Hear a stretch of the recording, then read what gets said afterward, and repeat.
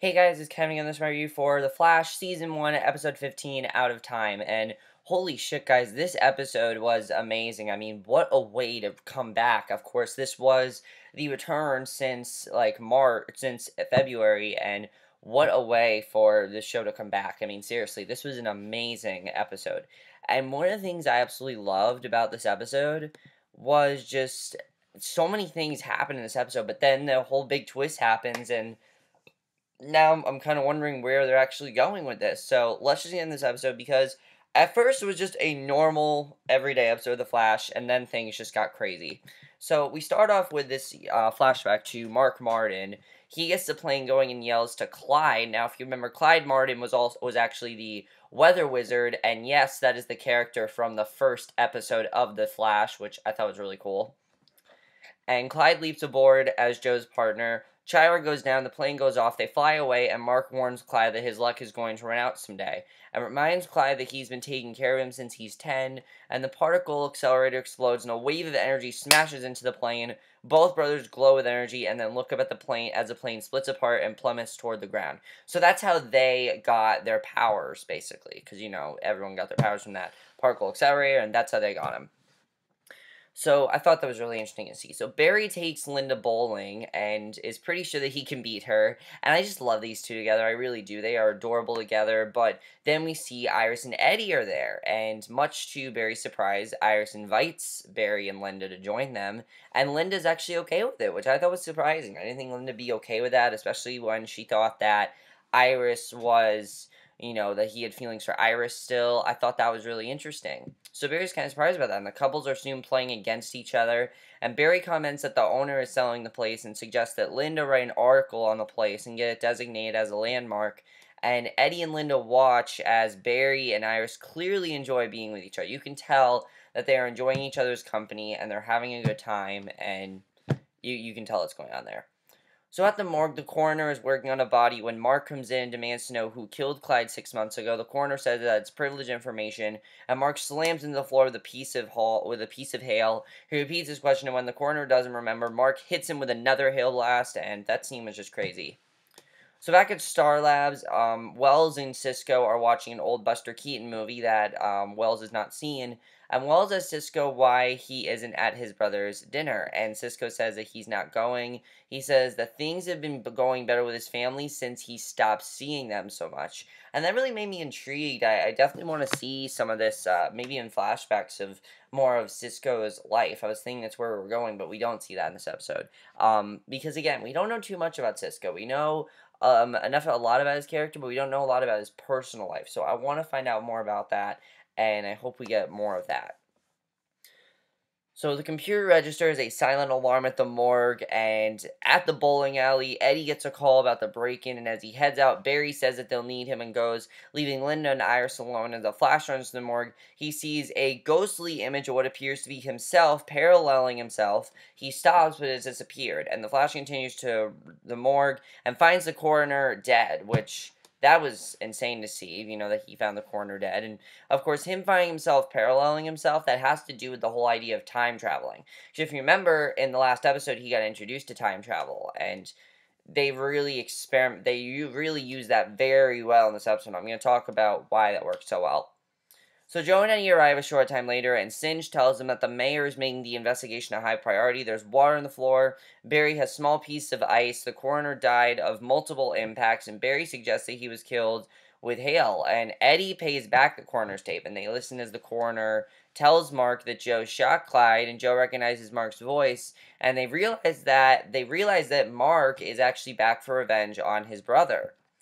So Joe and Barry go to the lab, and Wells figures that both brothers gain the same power to control the weather. However, Mark's control is much more precise and a lot more powerful than Clyde. So you can see that Mark is a lot more powerful, and Cisco remembers that he was tinkering with a grounding mechanism to stop Clyde and suggests they use it against Mark, who he nicknames Weather Wizard, which was an awesome name, I have to say. It's an awesome name for a villain, and just that's an awesome name. So Joe gets a call, he heads for the station, and Barry tells Wells what he saw and insists that he seemed real, and Wells promises to investigate it once they contain Mark. So the next day, Joe, Eddie, and Barry report their progress on the case, and Singe insists that Joe coordinate the case from the station. And then outside, Iris asks for a minute along with Eddie, and she goes over to ask why he's giving him the silent treatment.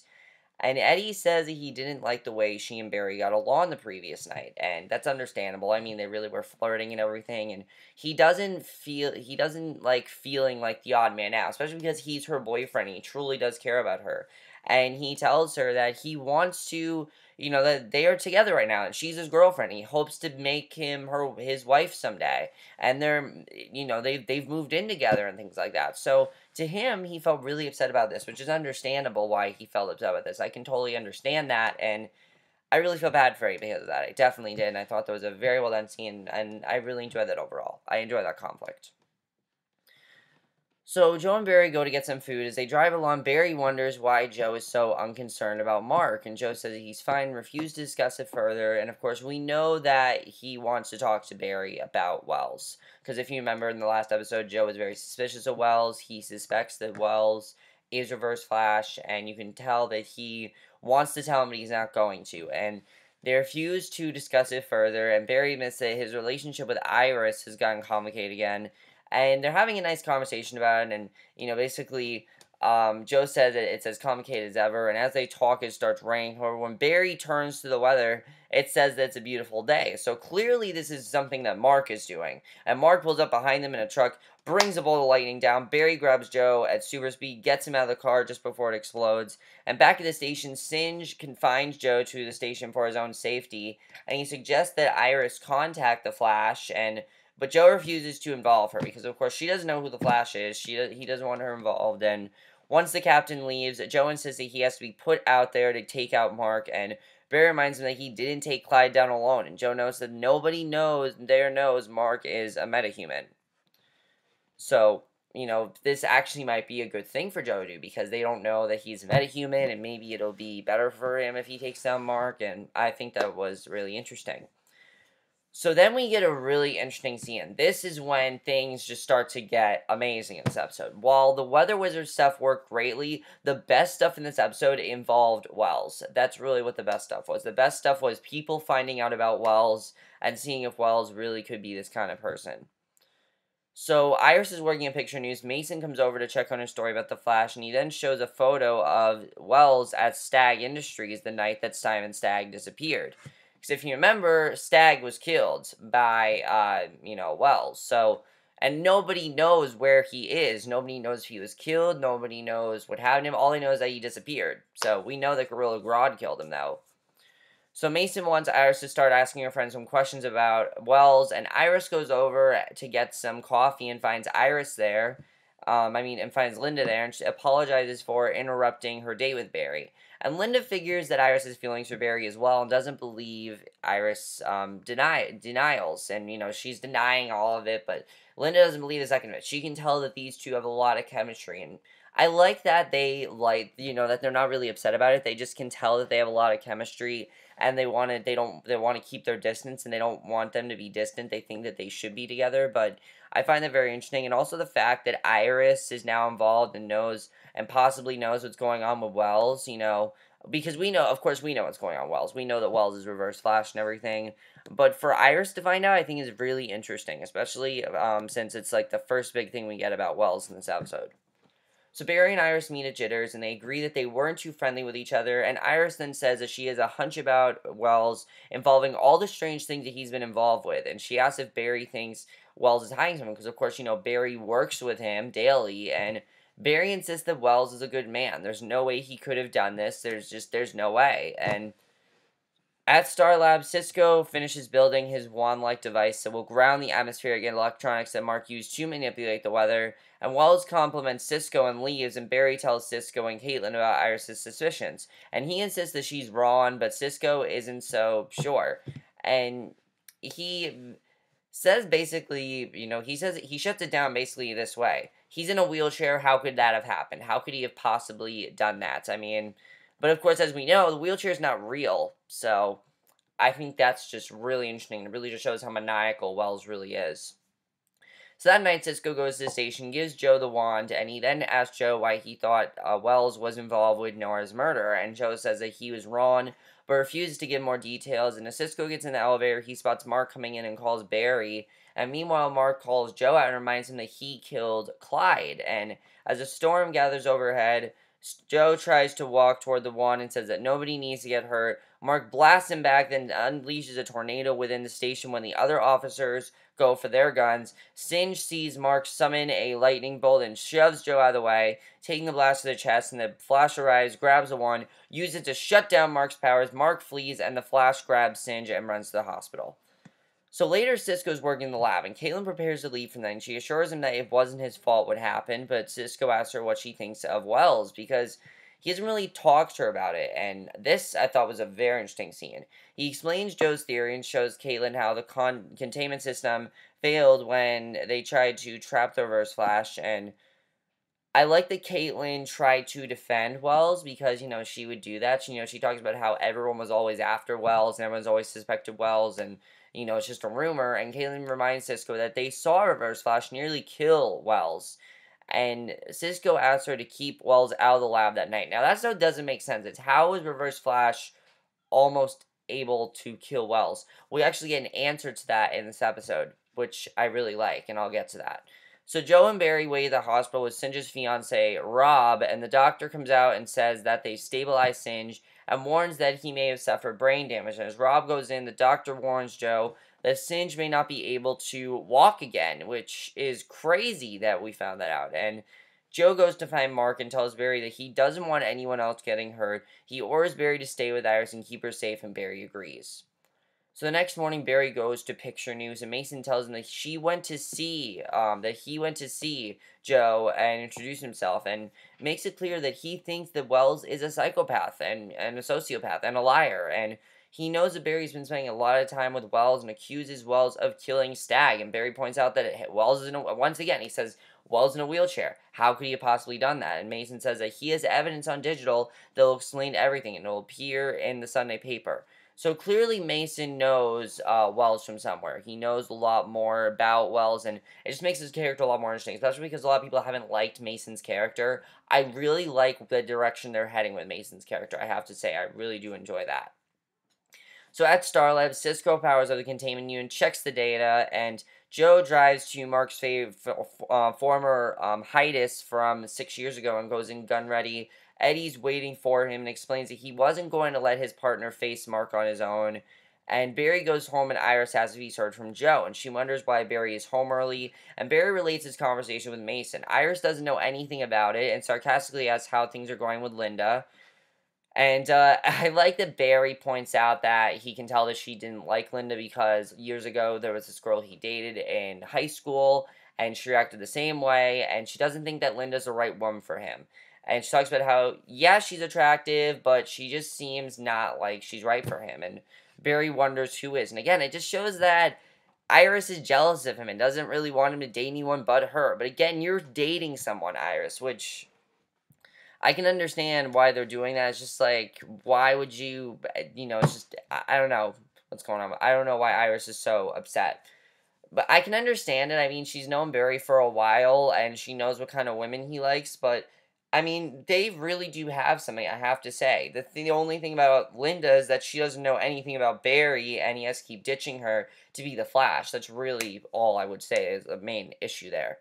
So Cisco checks the data and finds an anomaly, and the lights flicker and the Reverse Flash appears in the containment chamber, and Joe and Eddie break into the old hideout and find the window open. There's a Picture News in the bed, and Joe realizes that Mark was expecting them. A wind suddenly springs up and sucks Joe out the window, and when Joe wakes up, he finds himself handcuffed to a railing on the pier. His leg is broken, and Mark is sitting nearby. He explains that the night he was sucked out of the plane, he broke almost every bone in his body, and Mark says that he doesn't need his powers to get revenge. He plans to take much more than an eye for an eye, and I thought that he was going to kill Joe. I really did, and I thought that's really where we were heading here, to see that Joe was going to die, and I thought that was really interesting, because they said that the last 10 minutes of this episode is going to be the craziest the Flash has ever been, which, yeah, it is. I mean, the last 10 minutes, so much happens here. We're not to the last 10 minutes yet, but the last 10 minutes is the craziest stuff by far. Caitlin takes Wells to Jitters, and she suggests that they sit there and enjoy their coffee. He notices her checking her watch, but agrees anyway. And he can tell that there's something going on, but he agrees to go with her. And at the station, Eddie addresses the officers, assuring them that Mark isn't invincible. Iris and Barry watch, and Barry promises Iris that he'll bring her father back to her. The officers leave to scour the city, and Iris gets a call from Mark, and he says that he has Joe, tells her to come to the waterfront without telling anyone, and Mark then throws the phone in the water, tells Joe that Iris is on her way. Barry insists on going with Iris, and just as Linda comes in, he says he has an emergency, and it's not what she thinks, and leaves with Iris. So Caitlin continues to stall for time. Wells finally suggests that Cisco could adjust the Star Lab satellite to pinpoint Mark's location, and he suggests they go to the lab and tell Cisco and Caitlin, and Caitlin goes to get their coffee to go, and when he said that, I'm like, okay, this is not going to end well. And she looks back, she sees that Wells' wheelchair is empty, and there's no sign of the scientist. So she's definitely starting to get some clues in her head that, oh my god, Cisco could be right. And Cisco replays a recording of Reverse Flash, and Wells walks in the chamber as Cisco stares in shock, and just, the next scene is amazing. But before we get to that, Barry and Iris arrive at the waterfront. Mark spots them through his binoculars. He then tells Joe that he's going to watch everything and everyone that he's ever loved be destroyed, and Joe begs him to spare Iris, but Mark says that the daughter will pay for the father's sins, and Mark then concentrates and summons a storm, and then we get what is possibly the creepiest, almost awesome, just such a badass scene, I have to say. This scene was so amazing. I loved it, and just everything about it is huge. So Wells approaches Cisco, and he congratulates him on his intelligence. He then introduces himself as Eobird Thawne. Yes, the same last name as Eddie, a distant relative of Eddie's, and that is why people suspected that Eddie was going to be Reverse Flash. Some people said that Eddie was going to turn out to be Reverse Flash, and that's because his last name is Thawne, and I think that's really interesting. So Cisco points out that Wells was in the room with the Reverse Flash, and Wells demonstrates how he can move fast enough to appear in two places at once. He didn't intend to kill Nora. He went there to kill Barry, and that's how he can do that. He can be in two places at once, and I think that's really interesting. And he calls it a speed mirage, which I find really interesting as well. So, of course, Cisco is wondering why he's been teaching Barry to go faster, and Wells says that he has been marooned in the 21st century for 15 years, and the Flash's speed is the key to returning to his own world, and he won't let anyone stop him, and that's why he wants Barry to run so fast, and Cisco offers to help him, but Wells says that he's not that smart, prepares to strike a super speed death blow, and this was just huge. He admits that he's grown fond of Cisco, considers him a son, drives his hand into Cisco's chest, and kills him. I'm not kidding. He killed Cisco, and I'm like, seriously? They just killed Cisco? And that right there shows why the last 2 minutes of this episode are crazy. However, there's something huge that happened after this that could just completely alter that, which I love. And Barry and Iris see the storm forming in the harbor, and if that wasn't crazy enough, we get another crazy scene here, because he tells her to get away, and Iris says that she hasn't been able to stop thinking about Barry, when Barry said that he loves her, and she realized that she felt the same, and they kiss, and a tsunami heads for Central City, and yeah, so they kiss, and I thought that was really interesting. I'm like, okay, finally we're gonna start here. It just seemed too sudden, it really did. I mean, it just seemed like, this felt like a season finale after this. After Cisco was killed, this felt like a season finale, and Barry calls Caitlin, who has news for him about Wells, but Barry says that there's no time. She says that he might be able to stop it by creating a vortex barrier along the coastline. However, Caitlin warns Barry that he might not be able to run that fast, and Barry apologized to Iris, saying that he didn't want her to find out an emergency, and then dons his Flash costume to end. So now Iris knows he's the Flash, and he runs and speeds off, and the tidal wave sweeps towards shore. The Flash runs along the shore, back and forth, generating a wave of air to push the giant wave back. Iris watches as the Flash disappears, and the Flash finds himself paralleling his past self several days in the past, breaks to stop, looks around, recognizes everything he saw that night, and that's how the episode ends. So he's now gone back in time, which means that he could completely alter Cisco's death and basically save him. Now, of course, he doesn't know that Cisco died. He doesn't know what happened to Cisco, but this is going to alter a lot of things, because, of course, that's what time travel does. So, what an amazing cliffhanger, I have to say. I mean, I knew that there was something not right when Cisco was killed. I'm like, there's no way they're going to kill Cisco. I mean, there's no way. Now, if I had to pick a character that would die this season, yes, it would be Cisco. That's what I thought was going to happen, that Cisco would die this season. Now, here's what I'm thinking is going to happen now. We see in the promo for next week, Wells tells Barry that just because he has this gift doesn't mean he can completely stop everything. What I think that's trying to show is that just because he can temporarily stop these events from happening doesn't mean they're not going to happen. He's gonna, Iris and him, something's going to happen between them. They're going to get closer. Cisco's going to die. Cisco's going to find out about Wells' true identity. Barry's going to find out. And now things are just going to happen differently than how they were happening. I find that very interesting. My question is, how far back did he go? Because we don't even know really how far back he went. We know he went several days into the past, and that's really all we know. We don't know how far back he went, which I find very interesting. And I really don't want to know how far back he went because I just find it really interesting that he went as far back as he did. Now, I really want to talk about Wells. Is Cisco going to find out in the same way? Is Cisco going to be the first one to find out? I think he is, but I definitely feel like it's going to happen in a different way. I mean, that whole scene was amazing to watch. It really was. After all those cheesy post-credit scenes we've been getting, that really paid off. I mean, this was a very dark episode. I never thought that the Weather Wizard would be the one to have the Flash use time travel, which is amazing. And the best part about this is that Barry, of course, has no idea that Cisco's dead, and he doesn't realize that he can save Cisco, which I just find to be amazing, and I love that. I also want to talk about Mason. Is Mason going to become as increasingly suspicious of Wells as he is now? Is that still going to happen? I don't know what's going to happen. Now, Linda and Barry and Iris and Eddie, is the same scene going to happen between them, or is this even before they were together? Because I kind of feel like that could happen as well, where Barry went so far back in time that him and Linda aren't even together right now. I don't know. We'll see what happens, but that's very interesting as well. Just the fact that he has the time travel now is going to change a lot of things for the show, and I'm very excited to see what else they're going to change, because I find this to just be a very interesting concept. If you guys know, I love the idea of time travel, and I find it to be just a really cool concept. Did he go as far back in time? I kind of feel like he went back in time to kill so Clyde doesn't die. I don't know. We'll see what happens. But I do know that next week Captain Cole is back, and I find that to be very interesting. So we'll see what definitely is going to happen. I'm very interested in seeing what's going to happen there. Somehow he's going to alter the present. He's definitely going to alter the present, and it's going to have either positive or negative effects. We'll see what happens, and that's going to be really interesting to see. But I have no idea what's going to happen now, and I love that. I love the fact that I don't know what is going to happen. I don't think anyone really knows what's going to happen, because the promo barely shows anything. It does show that Cisco gets involved in some situation where he's told to reveal who the Flash is, and I find that to be very interesting. But think about all the things that's not going to happen now. Think about all the things that just happened. And all at the same time. Cisco died. He found out that Wells was, not even Wells. His name is Eobard Thawne, which I find very interesting. And he knows that Wells is Reverse Flash. Then Iris and Barry kissed, and she missed his true feelings for him.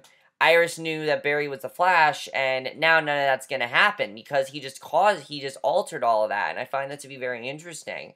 And I mean, again, it seemed really sudden, so I like that they did this. I like that it wasn't so sudden with all this, because if it would have just ended without him going back in time, sure, I would have think it was an amazing twist. I just felt like it would have been too sudden, because it totally felt like all stuff that would happen in a mid-season finale, which I am totally love that they did that. I think that's awesome that they did that, and I absolutely love that. But overall, guys, by far the best episode of the season. I mean, come on, guys. This episode was so crazy and so different from the rest of the season. It really was. I mean, everything going on in this episode, so different from the rest of what we've seen this season. I absolutely love that. And again, I don't know what direction we're headed, and I don't want to know, because I love the fact that they just did this time travel. It's awesome to see the fact that they just took all these risks and went back in time. It's going to be awesome. I can't wait to see what happens there. But how far back did Barry go? What do you guys think? I really want to know what's going to happen there. Is he going to be able to prevent Cisco's death, or is it simply just inevitable? I feel like the things that happen, they're going to happen. They're just going to happen a lot later than anticipated. Because, Wells tells Barry that he can't stop time, and time catches up eventually. So I definitely feel like the things that Barry thinks he's going to be able to prevent, he's not going to prevent. And I think that's really what's going to happen there, which I'm very interested in seeing what's going to happen. That's my review. Hope you guys enjoyed it. I'll see you guys in my next video, which is my review for the series premiere of iZombie. So I will see you guys for that. Okay, bye.